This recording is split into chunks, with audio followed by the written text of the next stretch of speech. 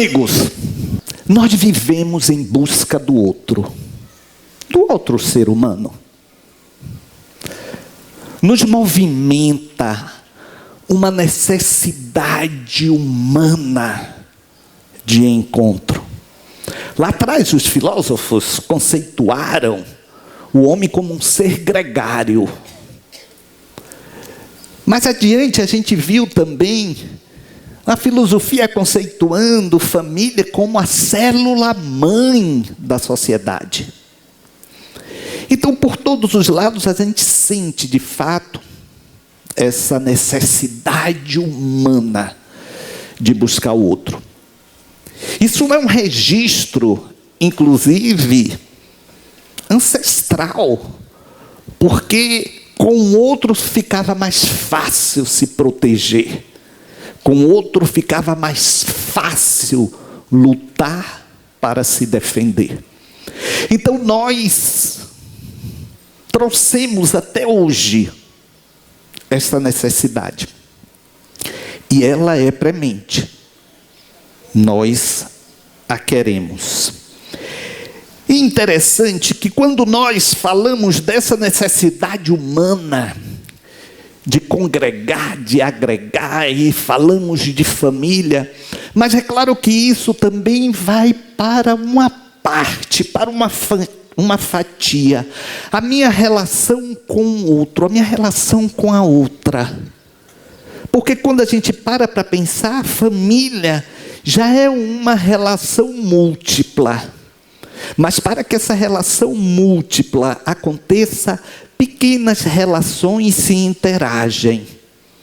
Essa, você e o outro, você e a outra e você. Meus amigos, Freud dizia que há um mecanismo de articulação de demanda humana, de tentar buscar uma espécie de equilíbrio entre os desejos mais profundos, podendo ser, inclusive, inconscientes, e o ambiente, o cultural. E que cabe ao ego, o nosso eu, buscar o equilíbrio entre esses anseios e as questões envolvendo o ambiente e a cultura que estamos submetidos.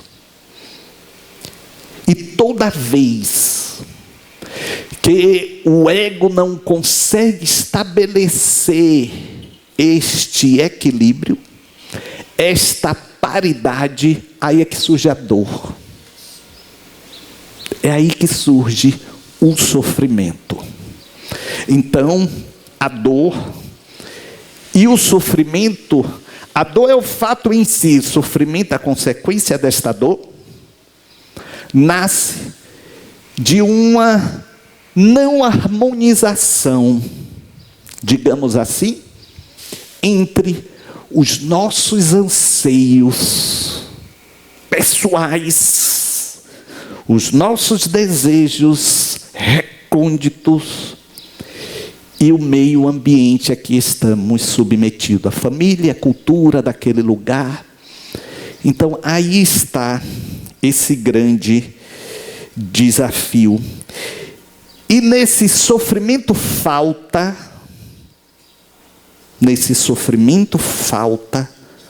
desta conquista, está a angústia.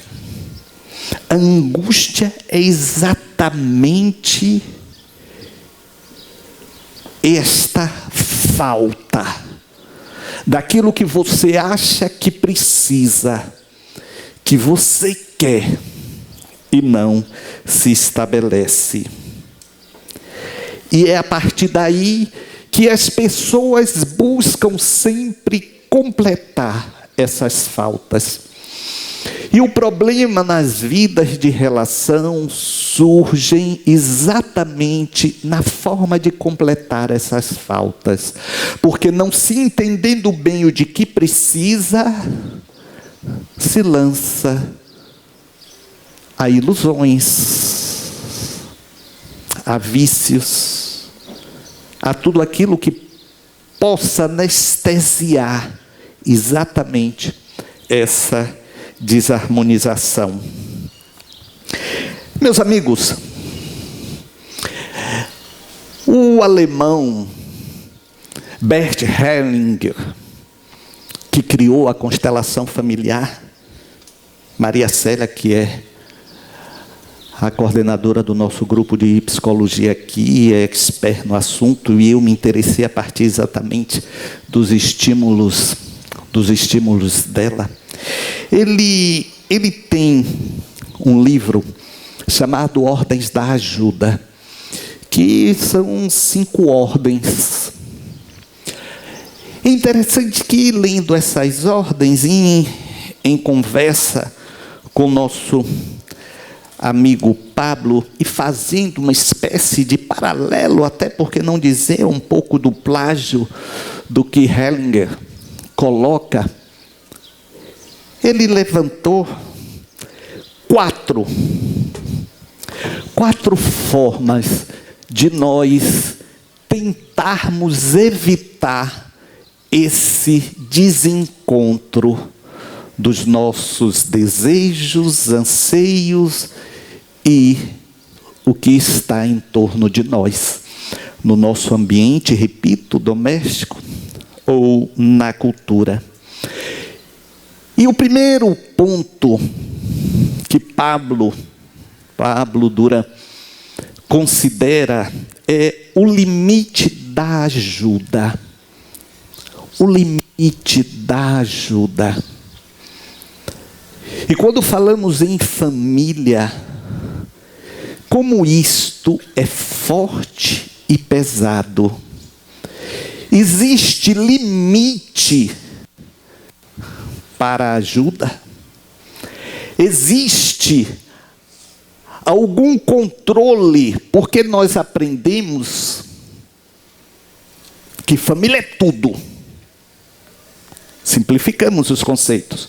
Entre irmãos, eu tenho certeza que quase todo mundo, se não todo mundo aqui, ouviu de seus pais um dia dizer: olhe, irmão, vocês têm que ser unidos. Não é verdade? E vocês também dizem aos seus filhos a mesma coisa. Não é verdade? Então, até que ponto esse limite da ajuda é necessário e tem que se estabelecer? Porque tudo isto que, como eu falei, quando nós não harmonizamos, gera o quê? Uma desordem. Gera uma desordem emocional. Essa desordem emocional, como consequência, gera um desequilíbrio espiritual. Porque no momento que você se desorganiza emocionalmente, é como se a sua frequência vibratória ficasse parecendo uma televisão fora do ar, com aqueles chuviscos que nada capta. É exatamente. Por quê? Sempre aqui na Cidade da Luz a gente faz, nas nossas ponderações de das terças-feiras, essa conexão com o emocional. Porque é ele a base do seu benefício espiritual. É com esse suporte emocional que você vai encontrar o equilíbrio espiritual. Não existe equilíbrio espiritual com o emocional desarrumado. Impossível. Impossível não ter o emocional arrumado e não ter o espiritual igualmente arrumado. É quase que impossível. Porque são reflexos e se retroalimentam.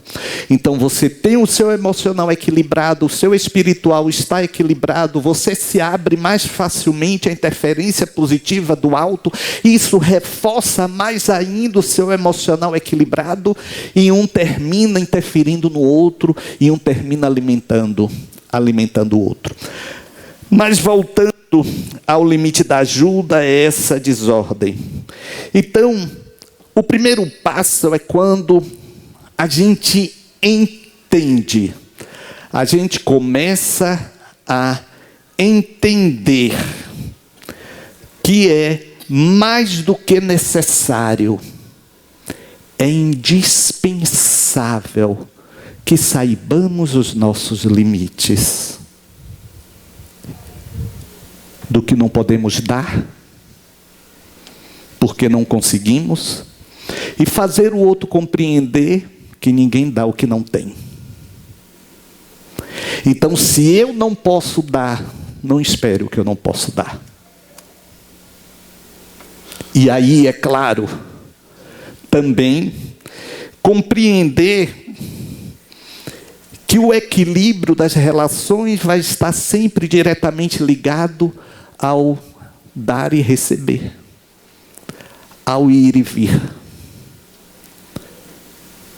Nós fomos e somos educados o tempo todo para, sobretudo no ambiente familiar, dar sempre, dar incondicionalmente. E parece que existe por parte de alguns membros da maioria das famílias aquela posição: enquanto você der, eu quero sugar. E a minha fome é insaciável. Eu quero mais, quero mais, quero mais. Por uma questão de cultura, de religião, nós nos sentimos obrigados a esta alimentação abusiva. E reclamamos com outro parente, telefonamos, brigando, eu não aguento mais. Mas continuamos, dá e dá. Vocês estão rindo porque fazem isso, né?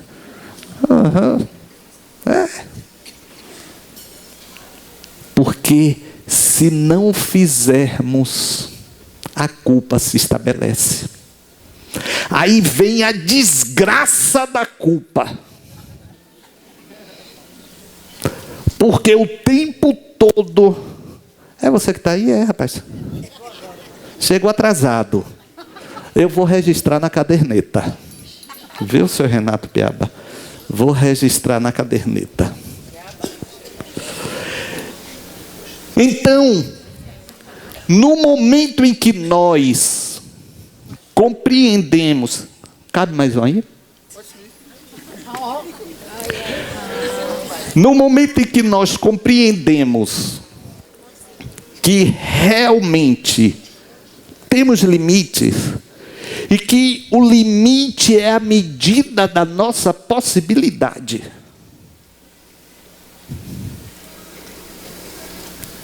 nós começamos a aplacar a angústia. Vocês lembram no início, quando eu falei da necessidade do equilíbrio com os nossos anseios e a questão do ambiente e da cultura? Então, quando eu começo a gerar este equilíbrio, dizendo não posso, e não vou, e não me culpo, eu já estou me ajustando. Porque eu já defini o que eu posso, o que eu quero. Então vocês percebem que o desafio vai ser sempre não com o outro, mas com você. O desafio não vai ser em um outro compreender que você já deu muito. Não. É de você compreender que você já deu muito, miséria. E pronto. E pronto. E quebrar esta cadeia. Gente, tem que ir e vir. Tem que ir e vir. Só ir esgota. Quantas vezes vocês não disseram: olha, eu não aguento, só dou. Aí os mais antigos vão dizer assim: só é vir a nós? ao vosso reino, nada. Então vocês vejam como isto é verdadeiro e profundo. O ir e vir, todas as relações, o equilíbrio vai estar exatamente nisso. A mulher acordou um dia de manhã cedo. Eu gostei disso aqui, viu? Posso ficar à vontade, né? Você deixa, né? Obrigado, você é gentil.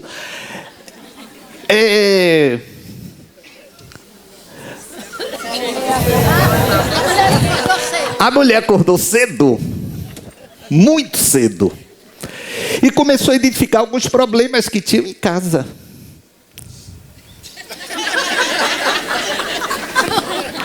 Identificar alguns problemas que tinham em casa.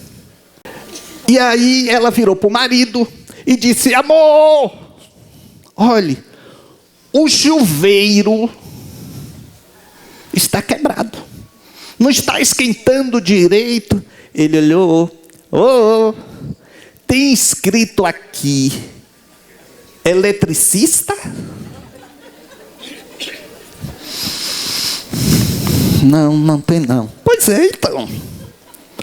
E o batente, amor, o batente da saída ali de casa, a tábua está solta. Está escrito aqui marceneiro? Não, né, amor? Não está. Sim, mas é a pia. Está escrito aqui bombeiro, consertador de pia. Aí ele saiu. Ele saiu para jogar, era domingo. Ela ficou lá desconsolada, coitada. Aí quando ele chegou a me entrar, o batente estava consertado. Ele foi na pia consertada. Aí ele foi olhar o chuveiro consertado e disse: amor, o que foi que houve? Eu estava aí sentado na porta, triste, desconsolada. Passou um cidadão, 1,86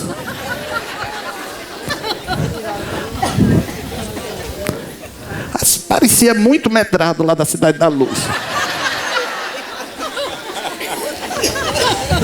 Isso foi desrespeitoso. Aí ele perguntou: por que você está assim?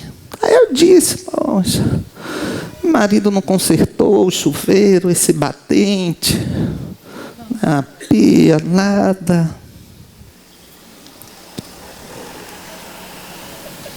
Eu conserto. Eu vou consertar. Aí consertou, eu consertei tudo, ele consertou tudo. Aí ao final ele virou e disse assim: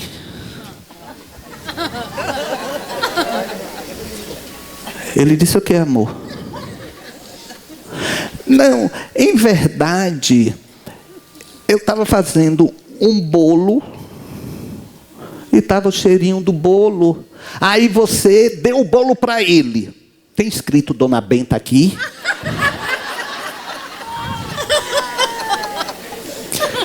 Não reclame, é ir e vir. É ir e vir sempre. Obrigado, Danilo. Precisa não.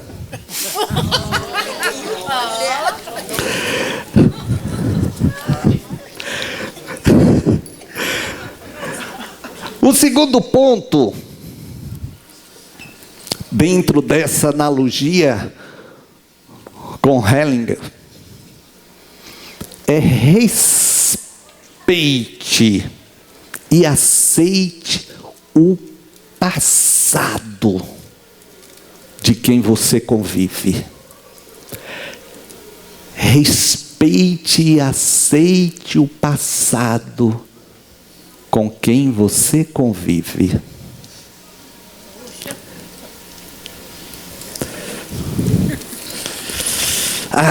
Isso é muito complicado mesmo. Sabe por quê? Porque temos o hábito de achar que tudo e todos são contra nós. Nos ofendemos com tudo, com todos. E nas relações afetivas, o pior, nós ainda ficamos buscando. E como era? Olha, quem é o homem que está aqui presente? Que uma namorada, sim. E você teve muitos amores, não foi? Olha, resista desde aí a responder. Se você respondeu essa, vai se lear. Faça como Tuca Fernandes. Dê logo um stop. Porque se você dizer para agradar você, né, amor?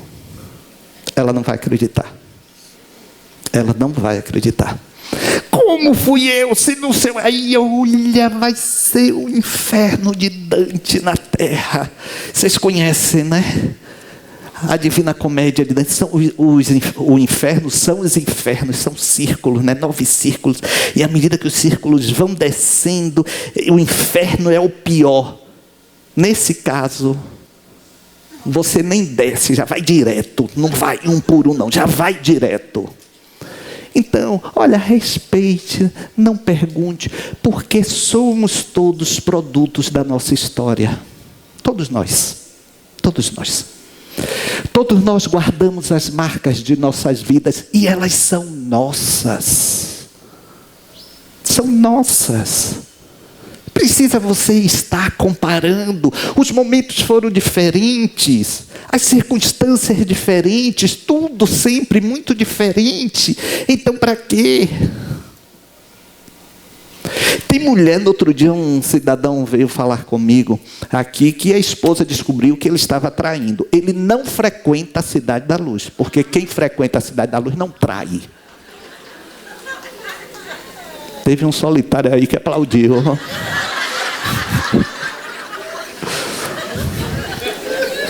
Não trai. Ele não frequentava. E ele estava dizendo: Medrado, você acredita que ela teve o cúmulo de me perguntar em que motel eu levei a criatura? Eu disse: acredito.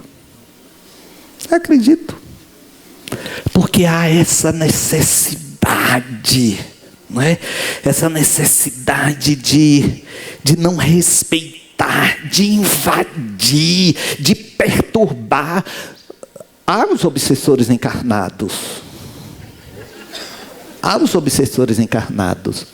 Eu já contei aqui a vocês também um fato verdadeiro. Eu floreio, mas não minto.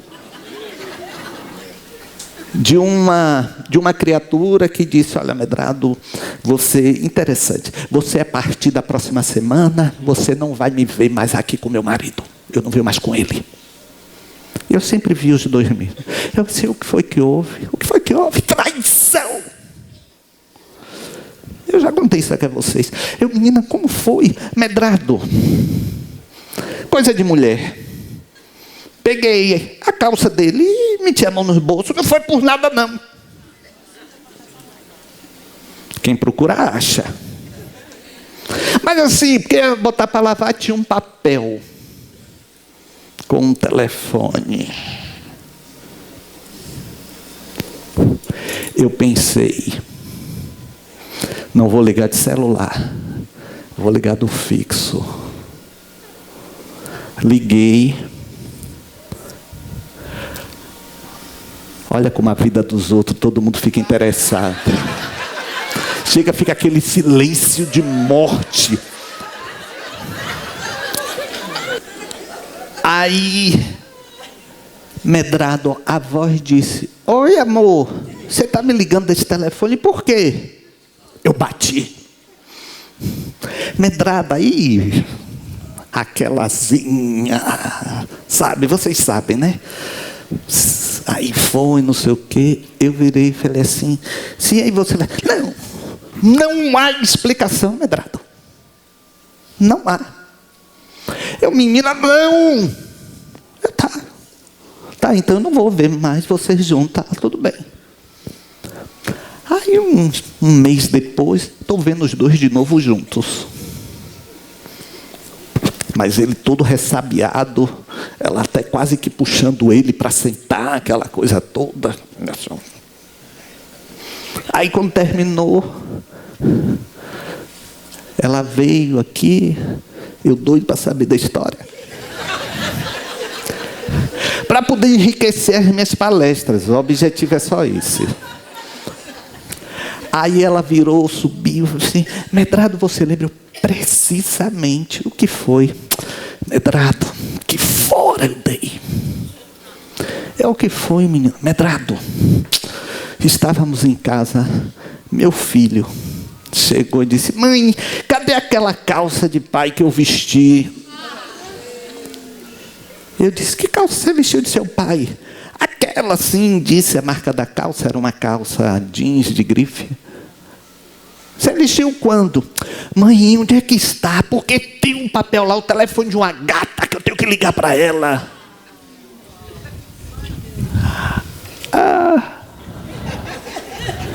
A essa altura já me olhou, não sei. E ele, o cidadão, ela me dizendo do lado, olhou, tome.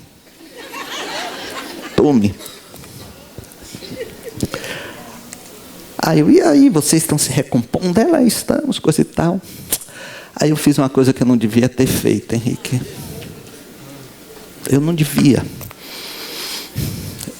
Quando ela estava saindo já, eu falei assim, ele vai usar isso para sempre.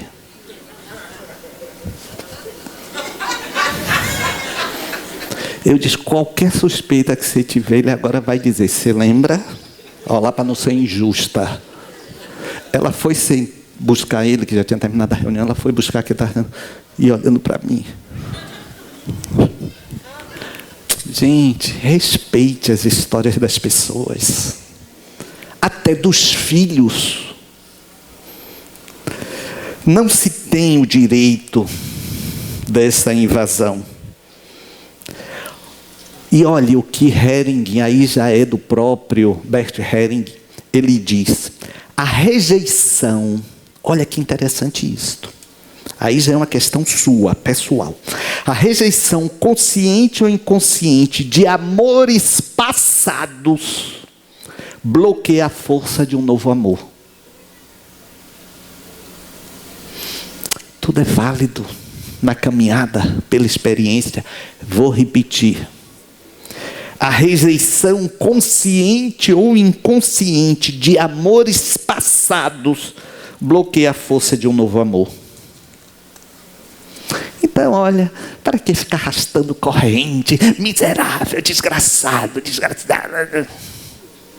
Oh, meu Deus, que perda de tempo. Energia, outra pessoa já está lá no bem bom, se divertindo, curtindo. Como diria lá na ladeira da preguiça, transando com a mão na cabeça para não perder o juízo. Só que não era transando, era uma palavra chula que não cabe no centro espírita. Vocês nunca ouviram isso, não? Não? Quem já ouviu esse tipo de coisa aí? O lado esquerdo aqui é mais esperto, viu? Poxa, a gente na preguiça ouvir isso tanto. E você aí, amarrada, amarrado, não é? Que desperdício. É claro que até no próprio relacionamento do agora, as coisas vão mudando. Que mania de ficar dizendo, porque você não era assim. Eu não era assim o quê? Há 10 anos? Há 20 anos? Ainda bem que eu mudei, não é? Claro que não era mesmo. E não vai ser como é hoje daqui a 5 a 10 anos. Né? Tanto que, né, o pessoal fala que no início, poxa, as palavras são doces. Não é, Renan? Só aquela coisa toda. Aí ela olha para o céu, vê uma nuvem assim, oh amor, olha a nuvem ali, por que será que está aquela nuvem? Aí ele olha para ela assim, está querendo esconder a lua para que ela não fique invejando a sua beleza. Ela se derrete. Aí se casam. 15 anos depois, ela olha de novo o céu e diz: "Oh, amor, aquela nuvem ali, o que é?" Aí ele olha: "É que vai chover, sua anta, você não sabe que nuvem pesada que vai..." Aí ela vai reclamar. Já foi, Bandamel. Já foi. Outro aspecto dessa busca de harmonização e do equilíbrio na sua vida familiar e nas relações é o respeito à individualidade, à privacidade do outro. Se controle, morda a sua mão para não pegar o celular. Não faça isso. A pessoa tem, mas se estiver me traindo, se você vai viver nessa angústia, então deixa a miséria, a traição aí vir à tona e você toma providência. Mas fica naquela coisa, né? Olha, respeite o espaço do outro. E isto é processo de disciplina. É processo de disciplina. Parece que fica, né? Na hora que a pessoa se afasta do celular, aí parece que fica assim, ó, uma luz satânica. Venha me olhar. Venha me olhar. Venha me olhar. E aqueles que querem pacto com Satanás vai olhar. Não veja. Olhe, existe, eu vou citar Hering de novo, existe um conceito dele que ele diz assim: para amar é preciso aceitar as duas solidões, a sua e a do outro.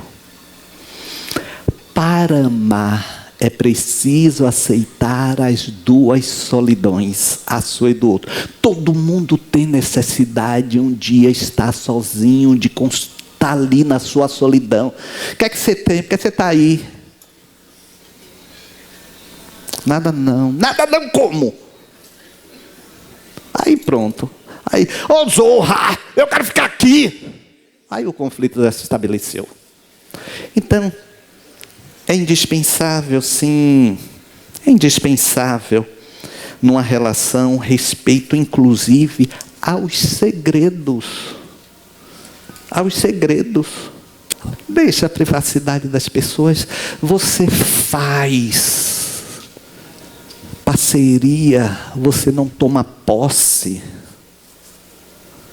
Você faz uma sociedade afetiva, com direitos e deveres. Você não passa a ser dono nem dona. Se consciente disto. Da mesma forma no ambiente familiar. A sua família não é dona de você. A sua família não vai determinar o que você deve fazer ou não fazer. E, consequentemente, não viva naquela carência da busca da aprovação de todos que estão em torno de você, porque você fazia isso em relação ao seu pai, à sua mãe.